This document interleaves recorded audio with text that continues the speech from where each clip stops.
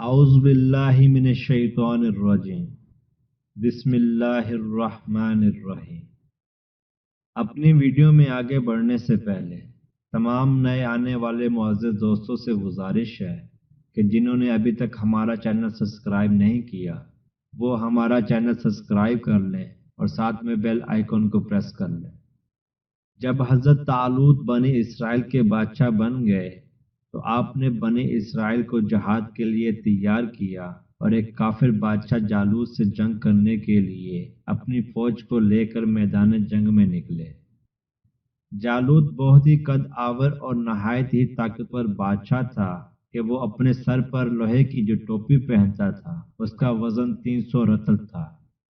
جب دونوں فوجیں میدان جنگ میں لڑائی کے لیے صف آرائی کر چکیں تو حضرت طالوت نے اپنے لشکر میں یہ اعلان فرما دیا کہ جو شخص جالوت کو قتل کرے گا میں اپنی شہزادی کا نکاح اس کے ساتھ کر دوں گا اور اپنی آدھی سلطنت بھی اس کو عطا کر دوں گا۔ یہ فرمان شاہی سن کر حضرت داؤد علیہ السلام آگے بڑھے جو ابھی بہت ہی کم سن تھے اور بیماری سے چہرہ زرد ہو رہا تھا، اور غربت و مفلسی کا یہ عالم تھا کہ بکریاں چرا کر اس کی اجرت سے گزر بسر کرتے تھے۔ روایت ہے کہ جب حضرت داؤد علیہ السلام گھر سے جہاد کے لیے روانہ ہوئے تو راستے میں انہیں 3 پتھر ملے۔ ایک پتھر یہ بولا کہ اے حضرت داؤد علیہ السلام مجھے اٹھا لیجئے کیونکہ میں حضرت موسیٰ علیہ السلام کا پتھر ہوں۔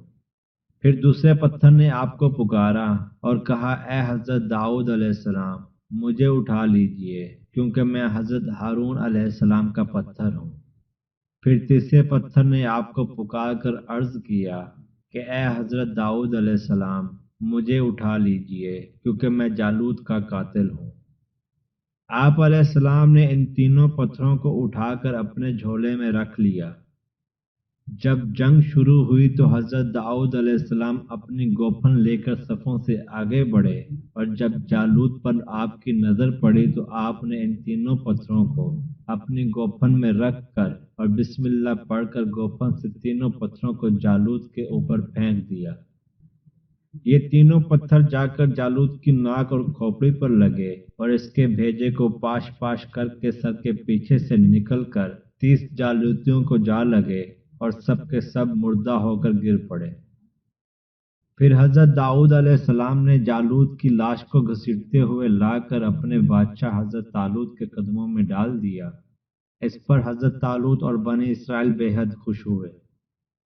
جالوت کے قتل ہو جانے سے اس کا لشکر بھاگ نکلا اور حضرت طالوت کو فتح نصیب ہوئی، اور اپنے اعلان کے مطابق حضرت طالوت نے حضرت داؤد علیہ السلام کے ساتھ اپنی لڑکی کا نکاح کر دیا اور اپنی آدھی سلطنت کا ان کو سلطان بنا دیا۔ پھر پورے 40 برس کے بعد جب حضرت طالوت بادشاہ کا انتقال ہو گیا تو حضرت داؤد علیہ السلام پوری سلطنت کے بادشاہ بن گئے، اور جب حضرت شمعون علیہ السلام کی وفات ہو گئی تو اللہ تعالیٰ نے حضرت داؤد علیہ السلام کو سلطنت کے ساتھ ساتھ نبوت سے بھی سرفراز فرمایا۔ آپ سے پہلے سلطنت اور نبوت دونوں اعزاز ایک ساتھ کسی کو نہیں ملے تھے۔ آپ ہی پہلے شخص ہیں کہ ان دونوں عہدوں پر فائز ہو کر 70 برس تک سلطنت اور نبوت دونوں منصبوں کے فرائض پورے کرتے رہے، اور پھر آپ کے بعد آپ کے فرزند حضرت سلمان علیہ السلام کو بھی اللہ تعالیٰ نے سلطنت اور نبوت دونوں مرتبوں سے سرفراز فرمایا۔ حضرت داؤد علیہ السلام کی مقدس زندگی سے یہی سبق ملتا ہے کہ اللہ تعالیٰ جب اپنا فضل و کرم فرماتا ہے تو ایک لمحے میں رائی کو پہاڑ اور ذرے کو آفتاب بنا دیتا ہے۔